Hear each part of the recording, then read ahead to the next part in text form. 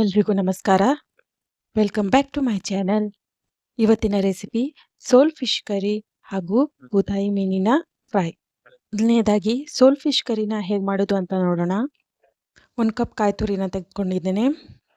ಸ್ವಲ್ಪ ಕೊತ್ತಂಬರಿ ಕಾಳು ಹಾಗೂ ಕಾಳುಮೆಣಸು, 6 ಬೆಳ್ಳುಳ್ಳಿ ಹೆಸಳು, 6 ರಿಂದ 7 ಒಣಮೆಣಸು, ಹುಳಿಗೆ ಅಟಂಬ ಸಾಲ್ಟ್ ತೆಗೆದುಕೊಂಡಿದ್ದೇನೆ.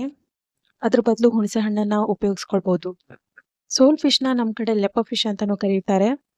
ಈ ಎಲ್ಲ ಮಸಾಲೆಗಳನ್ನು ಮಿಕ್ಸರ್ಗೆ ಹಾಕಿ ನುಣ್ಣಗೆ ರುಬ್ಕೊಂಡಿದ್ದೀನಿ. ರುಬ್ಕೊಂಡಿರೋ ಮಸಾಲೆನ ಒಂದು ಪಾತ್ರೆಗೆ ಸೇರಿಸ್ಕೊಂಡಿದ್ದೀನಿ. ಜಾರ್ಗೆ ನೀರು ಸೇರಿಸಿ ಎಷ್ಟು ಬೇಕೋ ಅಷ್ಟು ನೀರನ್ನು ಸೇರಿಸ್ಕೋಬೇಕು.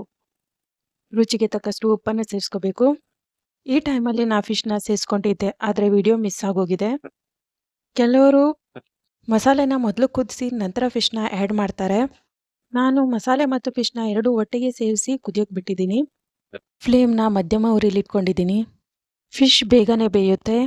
ಯಾರು ಎಲ್ಲ ಕಡೆಯಿಂದನೂ ಕುದಿಯೋಕೆ ಸ್ಟಾರ್ಟ್ ಆಗುತ್ತೆ ಈ ಥರ. ಆವಾಗ ಇಮಿಡಿಯೇಟ್ ಆಗಿ ಸ್ಟವ್ನ ಆಫ್ ಮಾಡ್ಕೊಳ್ಳಿ. ಬಿಸಿ ಬಿಸಿಯಾಗಿ ರುಚಿ ರುಚಿಯಾಗಿ ಸೋಲ್ ಫಿಶ್ ಕರಿ ರೆಡಿಯಾಗಿದೆ. ಇವಾಗ ನೆಕ್ಸ್ಟ್ ಬೂತಾಯಿ ಮೀನಿನ ಫ್ರೈ ಹೇಗೆ ಮಾಡೋದು ಅಂತ ನೋಡೋಣ ಬನ್ನಿ. ಒಂದು ಬೌಲಲ್ಲಿ ಬೂತಾಯಿ ಮೀನನ್ನು ತೆಗೆದುಕೊಂಡಿದ್ದೇನೆ. ಮೊದಲಿಗೆ ರುಚಿಗೆ ತಕ್ಕಷ್ಟು ಉಪ್ಪನ್ನು ಸೇರಿಸ್ಕೊಂಡು ಚೆನ್ನಾಗಿ ಮಿಕ್ಸ್ ಮಾಡ್ಕೊಳ್ತಾ ಇದ್ದೀನಿ. ನಂತರ ಅರಿಶಿನ ಹಿಟ್ಟು, ಅಚ್ಚ ಖಾರದ ಪುಡಿ, ಸ್ವಲ್ಪ ಶುಂಠಿ ಬೆಳ್ಳುಳ್ಳಿ ಪೇಸ್ಟ್, ಹುಣಸೆ ಹಣ್ಣಿನ ರಸನ ಸೇರಿಸ್ಕೊಂಡು ಚೆನ್ನಾಗಿ ಮಿಕ್ಸ್ ಮಾಡ್ಕೊತಾ ಇದ್ದೀನಿ. ಇದನ್ನು ಅರ್ಧ ಗಂಟೆ ಹಾಗೇ ಬಿಟ್ಟಿದ್ದೆ. ಅರ್ಧ ಗಂಟೆ ನಂತರ ಒಂದು ತವಾನ ಬಿಸಿಗಿಟ್ಟು ತವಕಾದ್ಮೇಲೆ ಎಣ್ಣೆ ಸೇರಿಸ್ಕೊತಾ ಇದ್ದೀನಿ.